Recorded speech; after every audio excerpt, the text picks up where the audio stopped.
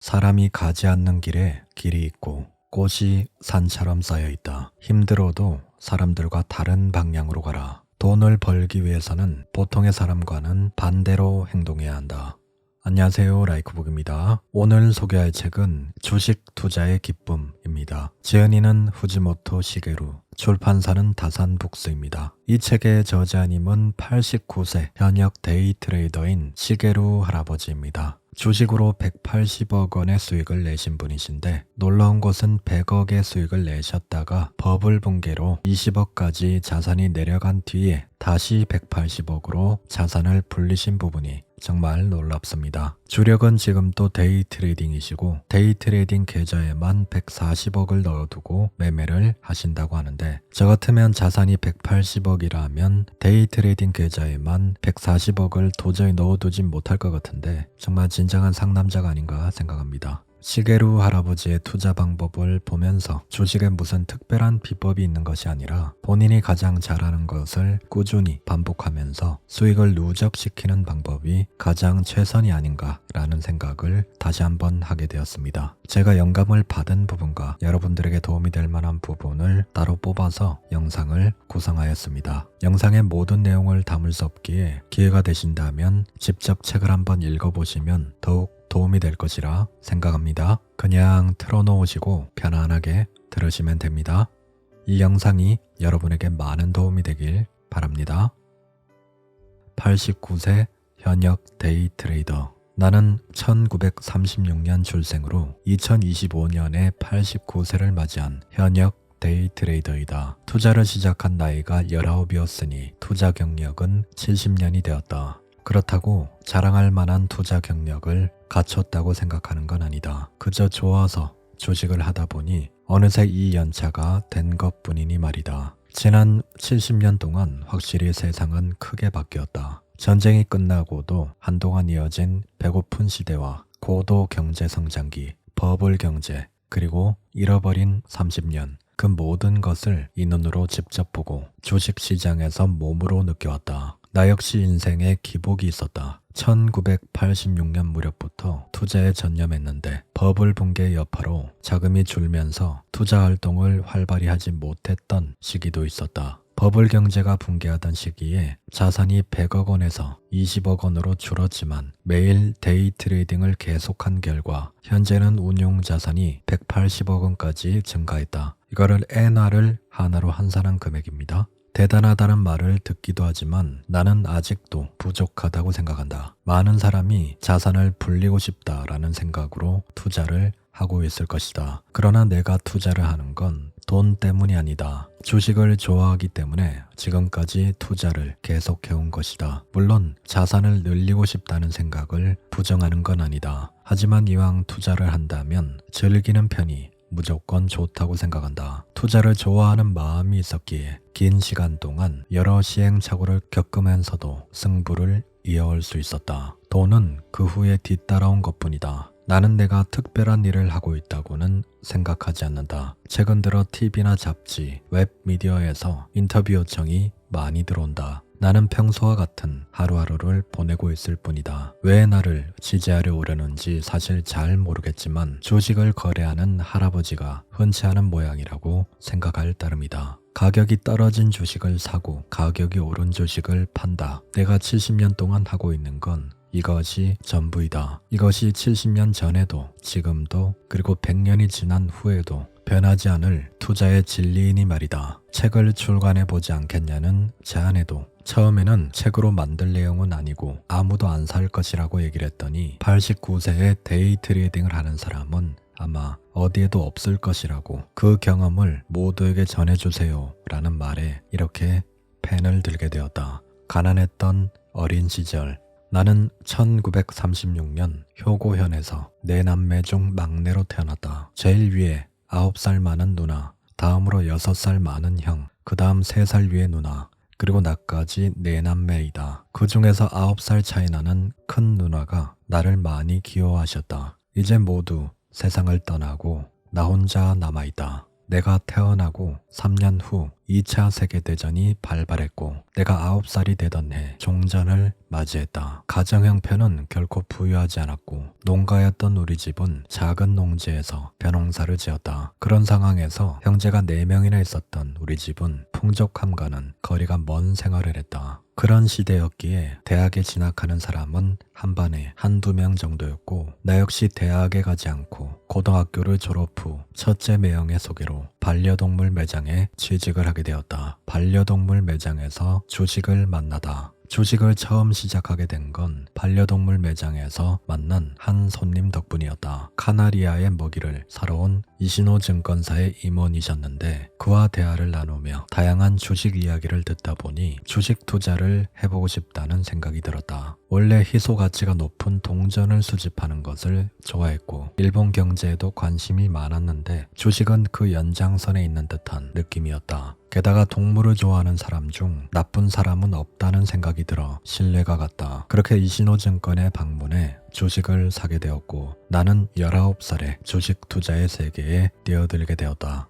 월 2천만 원을 달성하다. 동물을 좋아했기 때문에 반려동물 매장에서 일하는 건 꽤 즐거웠다. 하지만 급여가 낮은 것이 문제였다. 교통비를 빼면 3만 5천 원밖에 남지 않았는데 당시 10만 원 이상을 받는 또래들을 굉장히 부러워했던 것이 아직도 기억이 난다. 그래서 약 1년 만에 반려동물 매장에서 일하는 걸 그만두고 국철 고배역 근처에서 임대 점포를 빌려 20살의 나이에 독립했다. 그 후 열심히 돈을 모아 토지와 건물을 매입하여 8평 정도의 반려동물 매장을 차렸다. 그렇게 독립한 후 15년 정도가 지나 국철 고배역 부근을 개발한다며 매장의 토지를 팔아달라는 제안을 받았다. 그렇게 그 토지를 매입한 가격의 약 3배 정도인 1,500만 엔, 하나로 1억 5천만 원에 팔았다. 마침 반려동물을 기르는 열풍도 수그러들고 있을 때여서 아주 좋은 타이밍으로 보였다. 나는 반려동물 매장을 판 돈으로 고베에 있는 국철역 바로 옆에 마작장을 열었다. 원래 마작을 좋아했기 때문이다. 그 주변에는 마작장이 한 곳밖에 없었기 때문에 손님 쟁탈전이 벌어지지도 않았다. 당시 장시간 일을 하고 야근을 하다가 막차를 놓친 손님들이 마작장을 많이 찾아와 주었다. 게다가 근처에는 대학교도 있었다. 이때는 놀거리가 많이 없었기 때문에 대학교 학생들이 무조건 마작을 하러 올 것이라고 생각했다. 생각했던 대로 마작장은 낮에는 대학생, 밤에는 직장인이 끊임없이 찾아오면서 예상보다 크게 번창했다. 처음에는 가게가 하나뿐이었는데 손님이 넘쳐 더 이상 발 디딜 틈이 없게 되자 가까운 위치에 마작장을 2개 더 열었다. 가게는 24시간 영업을 했고 개인이 경영하는 마작장 치고는 꽤 규모가 큰 편이었다. 초기에는 초기 투자 비용 때문에 돈이 되지 않았지만 수많은 단골 손님을 모으게 되면서 전성기에는 월 2천만 원 정도의 수입을 올렸다. 저자님은 물론 운도 따랐지만 기본적으로 돈에 대한 감각과 사업 감각이 남다르신 분이란 생각이 들었습니다. 반려동물 매장을 팔 때도 주식으로 말하면 고점을 찍고 하락 추세로 전환된 순간에 고가권에서 수익 실현을 잘 하셨고 그 수익금으로 이제 막 상승 추세를 타는 주식, 즉 마작장을 역 근처에 유동인구가 많고 주변에 고정적인 고객 확보가 가능한 곳에 오픈해서 매장을 3개까지 늘려가는 모습이 정말 사업 감각이 보통 분이 아니라는 생각이 들었습니다.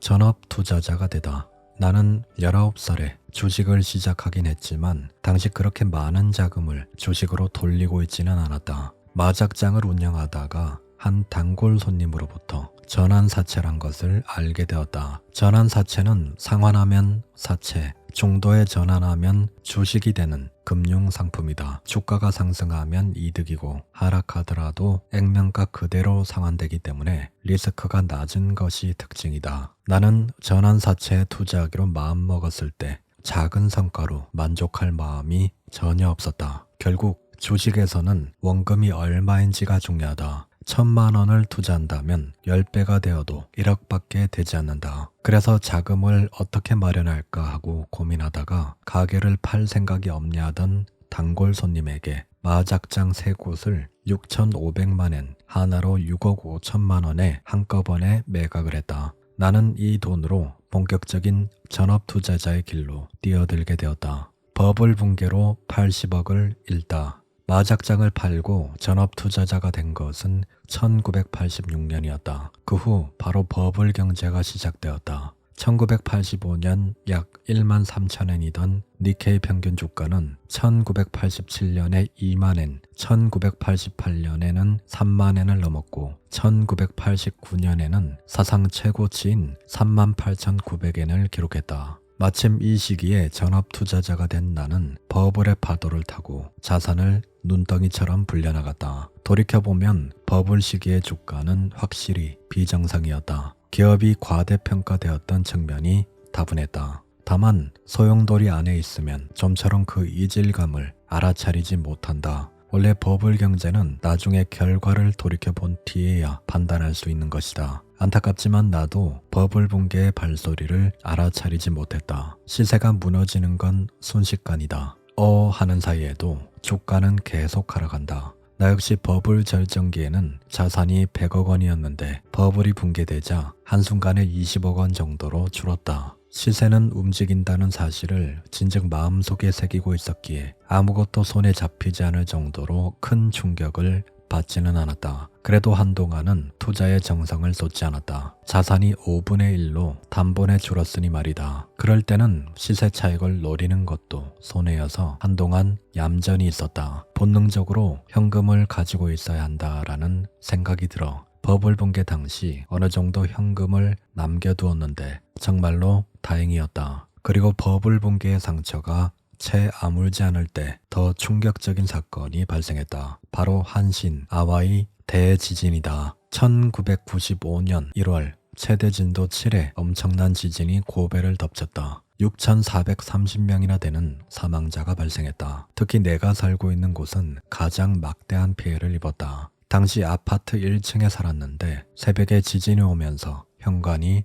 무너져 내렸다. 그래서 아내와 함께 베란다 창문을 통해 겨우 빠져나올 수 있었다. 정말 두 번 다시 맛보고 싶지 않은 경험이었다. 나는 불과 5년 정도 사이에 버블 붕괴와 한신 대지진이라는 인생에서 쉽게 마주하기 힘든 역경을 연이어 경험했다. 지진 발생 후 땅값 정도의 돈이 들어오긴 했지만 건물에 대한 가격은 별도였기에 재정적으로 큰 손해를 입었다. 여러모로 정말 힘든 시간이었다. 저자님은 잘나가던 마작장을 다시 고점에서 수익 실현을 하셨는데 막상 장사가 잘 되고 잘 나갈 때는 그걸 팔기가 정말 힘든데 한번 마음 먹으면 망설임 없이 매도하는 모습이 정말 인상적입니다. 저자님의 마작장을 팔고 전업투자 생활을 하신 지 얼마 되지 않아서 일본 주식시장에 버블이 형성되면서 대세 상승장이 시작되었습니다. 그래서 자산을 100억까지 불려나가다가 버블 붕괴로 인해 자산이 한순간에 20억까지 줄어들게 됩니다. 이게 사람의 마음이라는 게 그래도 20억이 남았네 라고 생각하기보다는 손실에 대한 그 아픔, 고통이 더 크기 때문에 100억의 자산이 순식간에 80억의 손해를 본 상황이기 때문에 상당히 괴로울 확률이 높습니다. 그렇지만 저자님은 그래도 20억이 남았다라고 반대로 생각하는 모습이 정말 인상적이었습니다. 이렇게 버블에 취해 있을 때는 버블이 계속될 것이란 생각을 하기 마련이고 버블 붕괴는 소리 없이 찾아와서 투자자들에게 치명적인 타격을 줍니다. 그래서 버블 상태를 객관적으로 알 수 있는 지표를 활용하는 것이 도움이 많이 됩니다. 저번 영상에서 다뤘듯이 빅스 지수, 공포와 탐욕 지수를 알 수 있는 그런 지표들을 활용해서 지금 객관적으로 탐욕 구간에 있다면 그때는 욕심을 좀 비우고 수익 실현을 해서 버블이 터질 때를 대비해서 현금 확보를 해둘 필요성이 있습니다. 역사가 말해주듯이 계속되는 버블은 없고 버블은 결국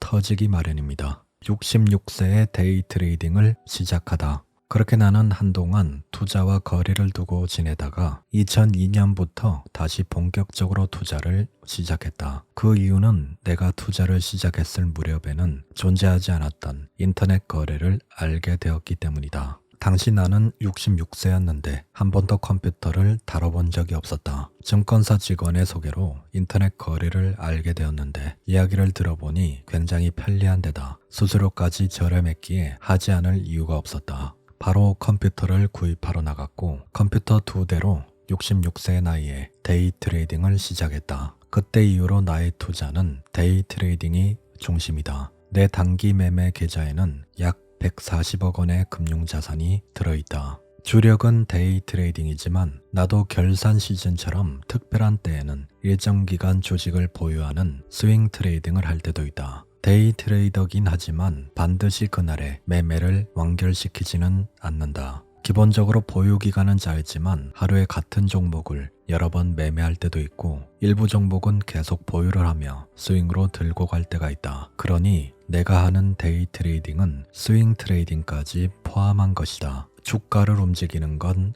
재료가 아니다. 오르면 팔고 내려가면 산다. 이것이 주식 투자의 전부이다. 이러한 투자의 본질은 몇 년이 지나도 변하지 않는다. 하지만 이토록 쉬운 일이었다면 누구도 주식 때문에 고생하지 않을 것이다. 사람은 누구나 주가가 오르면 사고 싶고 주가가 내려가면 팔고 싶어 한다. 참으로 어리석은 생물이다. 주식에서 실패한 대다수의 사람은 보통 다음과 같은 경험을 한다. 오르고 있는 주식을 보고 더 오를 것이라며 고점에서 매수한다. 조금만 주가가 올라도 곧 하락할까봐 바로 매도해버린다. 주가가 하락하고 있어도 분명 다시 오를 것이라며 근거 없는 희망을 품는다. 지금이 매수 타이밍이라는 생각에 계획 없이 물타기를 한다. 아무 생각 없이 유명 투자자가 추천한 주식을 산다. 왠지 모르게 느낌이 좋아서 유명한 기업이니까 라는 이유로 주식을 사기도 한다. 저렴해지면 사야지 라고 생각했는데 주가가 하락하지 않아 시기를 놓친다. 이것이 보통 인간의 사고라 할 수 있다. 투자자로서 성공하기 위해서는 이 보통의 사고를 벗어나야 한다. 다른 사람과 똑같이 행동하는 한 남들보다 성공할 수 없다. 주가가 움직이는 이유는 누군가가 사거나 팔기 때문이다. 재료만으로는 주가가 움직이지 않는다. 그래서 정말 중요한 건 재료 그 자체가 아니라 사람들이 그 재료를 보고 어떻게 반응하는가를 고민하는 데에 있다. 다른 투자자들의 마음을 읽을 수 있으면 좋겠지만 그것은 불가능하므로 차트의 가격 움직임을 보며 상대방이 무슨 생각을 하고 있는지 상상하고 예측해 봐야 한다. 다른 투자자들의 마음을 읽으려고 노력하다 보면 자신을 현혹하려는 움직임에 농락당하는 일도 점점 줄어들 것이다. 주식을 하다 보면 주가 상승이나 하락의 재료가 아무것도 나오지 않았는데 갑자기 주가가 변동하는 경우가 있다. 바로 그럴 때 각별한 주의가 필요하다. 대량 매수 주문이나 매도 주문이 호가창에 표시될 때 매수하거나 매도하고 싶은 충동에 시달린다. 즉 다른 사람의 결정에 흔들리는 것이다. 상대의 움직임을 잃는다. 그리고 자기 머리로 생각한다. 이 두 가지를 의식하지 않으면 주식시장에서 놀아나기 쉬운 봉이 되고 말 것이다. 많은 사람이 뉴스나 호가창의 움직임만 보고 결론을 내려버린다. 갑작스러운 하락과 상승에 당황하지 않고 눈앞의 시세에 집중해야 한다. 단순히 뉴스나 호가창의 움직임에 동요되거나 따라가지 말고 그저 눈앞의 시세 흐름에 집중해야 한다는 말은 정말 경험에서 우러나온 말이라 할 수 있습니다. 예를 들어 악재 뉴스가 나왔는데 도리어 시세는 반대로 상승 추세로 나아간다면 이건 악재 뉴스를 다른 투자자들이 더 이상 악재로 받아들이지 않는다는 말입니다. 이건 보유자라면 악재 뉴스가 뜨더라도 시장의 흐름과 시세를 따라서 계속 보유로 홀딩해야 할 타이밍이지 악재 뉴스가 나온다고 매도해야 할 타이밍이 아니란 말입니다. 반대로 호재 뉴스가 나왔는데 시세가 무너지는 흐름을 보인다면 이건 호재 뉴스를 믿고 보유를 해야 할 타이밍이 아니라 매도를 해야 할 타이밍이 되는 겁니다. 그래서 저자님의 말처럼 가장 중요한 것은 뉴스나 호가창 같은 부가적인 것들이 아니라 시세의 흐름 그 자체에 집중하는 것이라 할 수 있습니다. 시계루의 투자격은 사람이 가지 않는 길에 길이 있고 꽃이 산처럼 쌓여 있다. 힘들어도 사람들과 다른 방향으로 가라. 돈을 벌기 위해서는 보통의 사람과는 반대로 행동해야 한다는 격언이다. 많은 사람이 좋다고 하니까 사고 나쁘다고 하니까 파는 식의 투자를 반복한다면 결국 손해를 볼 뿐이다. 나의 하루는 새벽 2시에 시작된다. 거래를 준비하기 위해 나는 매일 새벽 2시에 일어난다. 그리고 거실에 나와 커피를 내리고 경제 뉴스 전문 TV를 켜둔다. 니케이 CNBC는 24시간 경제 정보를 방송하고 있어. 틀어놓고 흘려듣기만 해도 어느 정도 정보를 모을 수 있어. 주식 투자에 도움이 된다. 그리고 컴퓨터를 켜서 미국 주식 시장을 확인한다. 미국 주식도 해보고 싶은 마음이 있긴 하지만 일본 주식 거래만으로도 하루가 꽉 차버리니 미국 시장까지 손댈 여유가 나지 않는다. 내가 매일 미국 시장을 확인하는 것은 미국 시장이 일본 시장에 큰 영향을 주기 때문이다. 미국이 재채기를 하면 일본은 감기에 걸린다 라는 말이 있을 정도니 말이다. 일단 지수를 확인한 후에는 새벽 4시쯤 신문이 도착하면 경제 뉴스를 훑어본다. 전자신문도 구독하고 있어서 컴퓨터로도 뉴스를 하나하나 살핀다. 유달리 눈에 띄는 종목 관련 뉴스를 발견하면 그 종목의 정보를 확인한다. 예를 들어 도요타 자동차의 주가가 상승했다 라는 뉴스가 있다고 하자 그 뉴스를 보면 바로 도요타 자동차 관련 기업의 종목도 오를지 모른다 라고 연결해서 생각하게 된다. 뉴스를 포함해 세상의 정보를 폭넓게 습득하는 일도 중요시해야 한다. 그래야 큰 틀에서 흐름을 이해하고 예측할 수 있다. 그리고 오전 6시에는 일본 선물 거래가 끝나므로 그 결과도 체크한다. 간밤에 선물이 100엔 상승으로 종료되었다면 아마 오늘 니케이 평균 주가는 높게 시작할 것이다 라고 예상할 수 있다. 선물을 확인하고 아침 식사를 한 후에는 산책을 한다. 거래가 시작되면 컴퓨터 앞에 계속 앉아 있어야 해서 다리와 허리가 약해지니 무조건 걸으려고 노력하고 있다. 그리고 오전 8시에는 개장 전 참고 호가를 체크한다. 주식시장이 열리기 1시간 전인 8시가 되면 미리 넣은 주문 내용을 통해 개장 전 참고 호가를 확인할 수 있다. 이렇게 시장이 열리는 9시까지 오늘 가격이 움직일 것 같은 종목을 어느 정도 가늠한다. 예상 체결 등락률 상위를 살펴보는 것과 비슷한 개념입니다. 그리고 그 종목을 중심으로 매매해 나가는 것이다. 어느 날의 실제 내 거래 이력을 예시로 들어보겠다. 너무 잘한 날도 너무 아쉬웠던 날도 아닌 평범한 날의 하루를 골라보았다. 주문 횟수는 27회, 당일 체결이 17회 정도로 이날의 실현이익은 470만원 정도이다. 실패하지는 않았지만 큰 수익을 올리지도 않은 평균적인 수익의 하루였다. 크게 승리한 날은 1억 원을 넘기도 하니 말이다. 나는 대부분 지정가로 주식을 주문한다. 호가창의 두께나 가격의 움직임을 보고 여기까지는 오르겠다, 여기까지는 떨어질 것이다 라고 예측한다. 지금 당장 해야 하는 경우가 아니면 시장가 주문을 하지 않는다. 물론 예상이 틀려서 체결이 되지 않는 경우도 있다. 저자님은 절대 따라가는 매매, 즉 시장가로 위로 긁는 매매를 하는 것이 아니라 본인이 원하는 구간에 지정가로 주문을 걸어두는 방법을 사용하고 계십니다. 그리고 체결이 되면 되는 것이고 아니면 말고 하는 매매 방법입니다.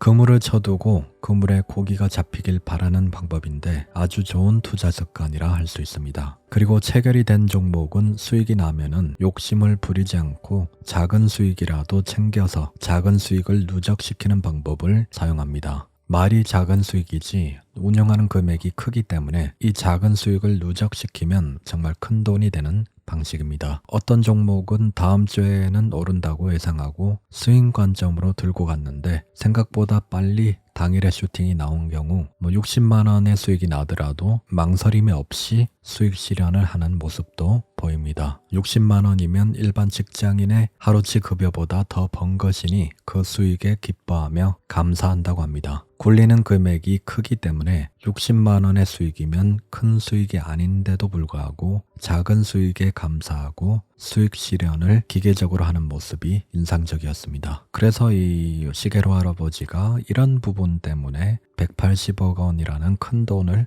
벌 수 있었던 것이 아닌가 생각합니다. 첫 번째 승부는 오전 9시. 나의 주문과 체결은 오전 9시 때 집중되어 있다. 오전 10시가 지나면 하루의 절반이 끝난 것과 같다. 그리고 또 거래가 집중되는 시간은 오후장이 열린 직후와 마감 직전이다. 장 마감 30분 전이 되면 다음 날을 고려하는 사람의 매수와 다음 날로 미루고 싶지 않은 사람의 매도가 활발해진다. 특히 데이 트레이더들은 원하는 가격까지 오르지 않거나 내려가지 않아도 그날 내로 거래를 마치기 위해 이 시점에서 주문을 늘리는 경향이 있다. 특히 주말을 앞둔 금요일에는 그런 경향이 더욱 강해진다. 그래서 금요일 오후장은 특별히 좀 조심을 해야 되죠. 매수세보다 매도세의 압력이 심리적으로 더 커지는 그런 시간대입니다. 그래서 금요일 오후장에는 가급적 보수적으로 매매를 하거나 매매를 쉬는 게 어떻게 보면 좋은 방법이 될 수 있습니다. 반대로 오후 1시 이후에는 아무래도 거래가 안정되는 경향이 있다. 데이 트레이더라면 계속 거래 화면을 보고 있을 필요가 있지만 거래가 활발한 시간과 그렇지 않은 시간을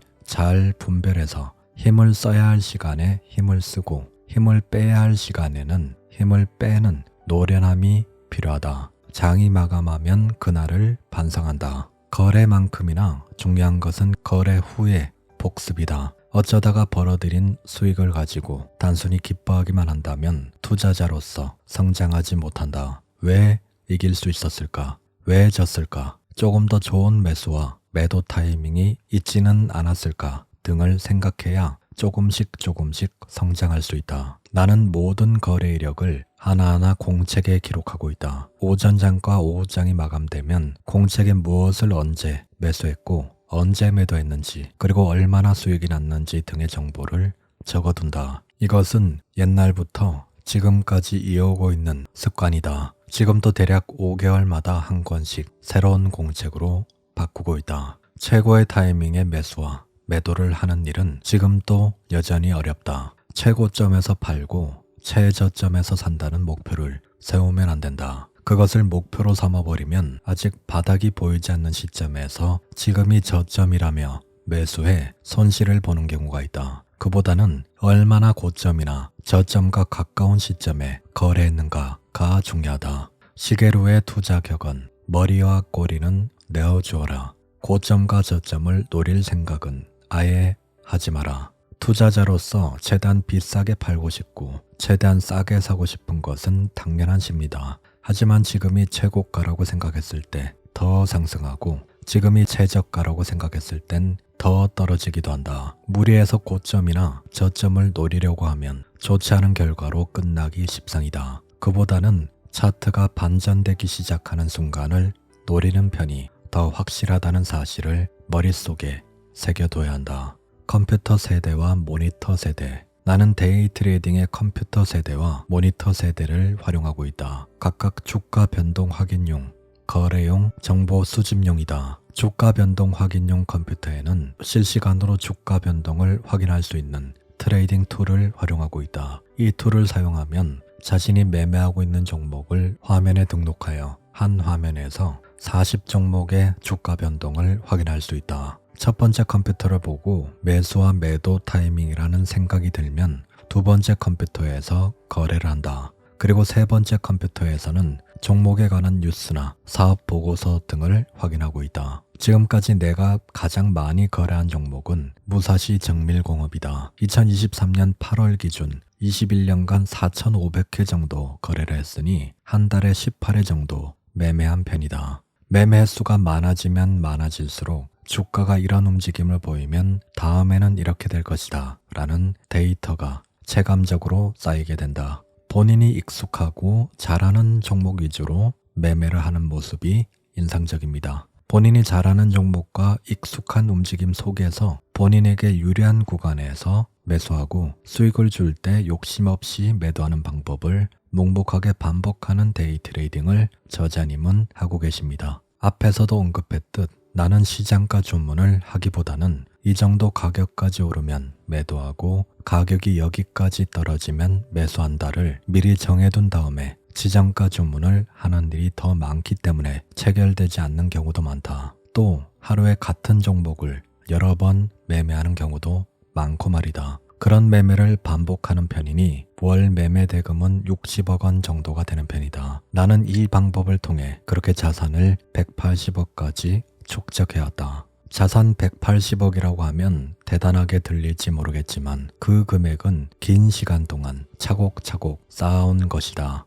나는 주가 1000엔에 매수해 1005엔이 되면 매도하는 그런 거래를 반복하고 있다. 고작 5엔이라고 생각할지 모르겠지만 우습게 보면 안 된다. 오른 시점에 팔면 확실히 돈을 벌 수 있으니 작은 수익이 쌓이는 걸 절대 무시해선 안 된다. 3엔이든 5엔이든 오르기만 하면 된다. 너무 욕심을 부리는 건 데이 트레이딩에서 금물이다. 한 번의 매매로 50만 원 정도 수익을 확보하다 보면 하루 수익이 500만 원이 될 때도 있고 그 수익이 모여 1억 이상의 수익이 되기도 한다. 시계로의 투자 격언. 투자에는 휴식도 중요하다. 매수할 것인가, 매도할 것인가, 아니면 거래를 쉴 것인가. 그 균형을 잘 맞춰야지만 수익을 낼 수 있게 된다. 데이 트레이딩이라고 하면 컴퓨터 모니터 앞에서 끊임없이 매매를 반복하는 이미지를 떠올릴 수도 있지만 꼭 그렇지도 않다. 시장이 활발하지 않을 때는 손을 대지 않는 것이 중요하다. 쉴 때 잘 쉬어야 한다. 매출, 이익, 배당금 증가에 주목하라. 내가 주식을 선택할 때 고려하는 가장 큰 요인은 증수, 증익, 증배의 여부다. 다시 말해 매출이 증가하고 이익도 증가하며 이익이 배당으로 돌아가고 있는지를 보는 것이다. 데이 트레이딩은 단기적인 가격 변동으로 매매를 반복하는 일이기에 장기적인 이익을 크게 신경 쓰지 않는 데이 트레이더도 있다. 하지만 나는 그들과 생각이 다르다. 장기적으로 성장을 기대할 수 있는 주식을 사는 편이 좋다고 생각한다. 성장하고 있는 주식이라면 장기로 가지고 있는 게 좋지 않을까라고 생각할지도 모른다. 하지만 장기적으로 주가가 상승하는 주식도 상승과 하락을 반복하기 때문에 데이 트레이딩으로 매매를 회전시켜야 더 많은 이익을 얻을 수 있다.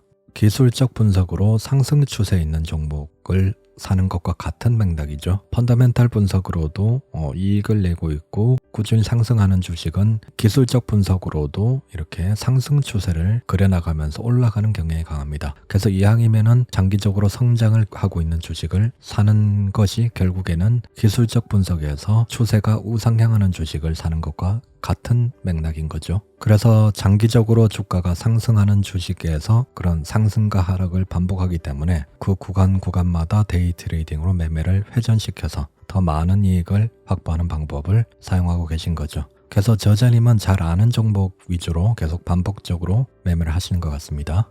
테크니컬 분석으로 타이밍을 잡다. 매도 타이밍과 매수 타이밍을 어떻게 판단하나요?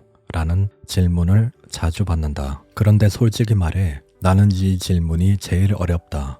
왜냐하면 내게는 70년에 가까운 투자 경험이 있다. 그래서 차트나 호가창을 보고 직감적으로 이건 매수, 이건 매도라고 판단해버리는 경우도 많다. 그 직감을 언어로 표현하기는 굉장히 어렵다. 하지만 물론 100% 경험만으로 판단하지는 않는다. 그래서 내가 실제로 매일 활용하고 있고 누구나 사용할 수 있는 방법이 바로 테크니컬 분석이다. 투자자라면 잘 알고 있겠지만 시세를 분석하는 방법에는 크게 펀더멘탈 분석과 테크니컬 분석 두 가지가 있다. 나는 두 가지를 모두 활용하는 편이 가장 좋다고 생각한다. 데이 트레이더인 나는 테크니컬 분석을 더 중시하고 있다. 내가 주식을 매매하는 타이밍의 원칙은 간단하다. 매수하는 타이밍은 저렴하다고 생각했을 때이고 매도하는 타이밍은 비싸다고 생각했을 때이다. 매매 타이밍은 차트를 보고 판별한다. 우선 호가창을 보면서 주문이 얼마나 되고 있는지 확인한다. 그런 다음 차트를 본다. 처음에는 대부분 5분봉 차트와 가격대별 거래, 즉 매물대죠.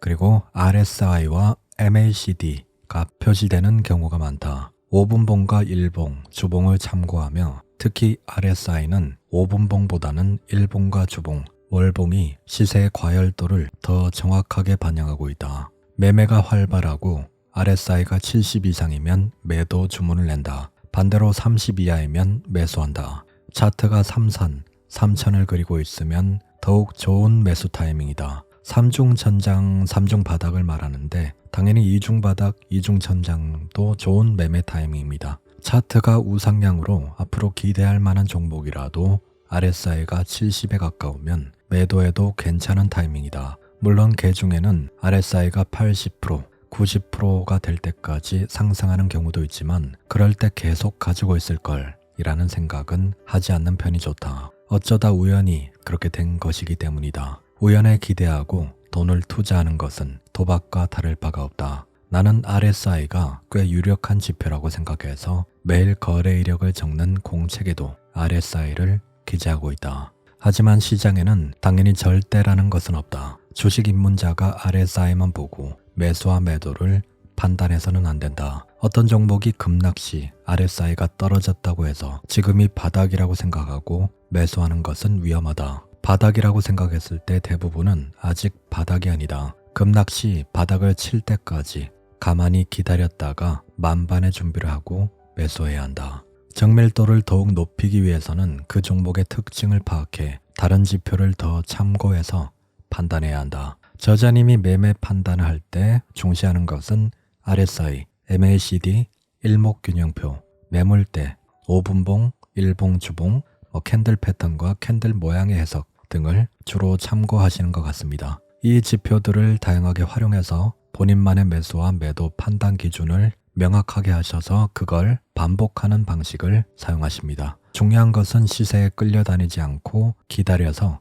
본인이 원하는 구간에서 지정가 매수를 하고 수익이 난다면 큰 욕심을 부리지 않고 작은 수익에 감사하면서 그 작은 수익을 누적시키는 방법을 꾸준하게 반복 사용하고 계십니다. 그런 작은 수익의 누적으로 결국 180억의 자산을 만들었다고 저자님은 책에 적어두셨고 그저 싸게 사서 비싸게 판 것을 70년 동안 반복했을 뿐이다 라는 말이 기억에 남습니다. 지금부터는 간략하게 저자님의 방법을 정리하는 시간을 가져보겠습니다. 89세 현역 데이 트레이더의 5가지 투자 기술. 1.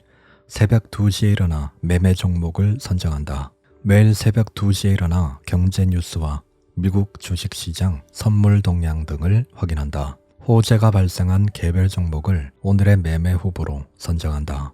2. 차트와 사업 보고서를 보며 종목의 움직임을 확인한다. 오늘의 매매 후보가 된 종목의 가격 변동을 차트나 사업 보고서에서 확인한다. 캔들 차트와 RSI, MACD와 같은 테크니컬 분석을 활용하여 매도장인지 매수장인지를 확인하고 사업 보고서를 보며 향후 주가 상승을 기대할 수 있는지를 판단한다. 3. 지정가, 신용 거래로 주문한다. 주식 시장이 열리기 전 눈에 띄는 종목의 주가를 지정가로 주문한다. 시장이 열리는 오전 9시부터 10시에 가장 매매에 집중을 한다. 4. 약간의 상승폭에도 이익을 실현한다. 한 번의 거래로 고액의 이익을 노리지 않는다. 5. 그날의 거래를 기록하고 반성한다. 시장이 마감된 후 그날의 모든 거래를 공책에 기록한다. 거래 하나하나를 들여다보며 더 적절한 시점에 매매할 수 있었는지를 분석하고 반성한다. 정리한 내용을 다음 거래에 반영한다. 책 내용은 여기까지입니다. 이 영상이 도움이 되셨다면 구독과 좋아요 부탁드립니다. 다음에 더 좋은 영상으로 찾아뵙겠습니다. 라이커북이었습니다. 감사합니다.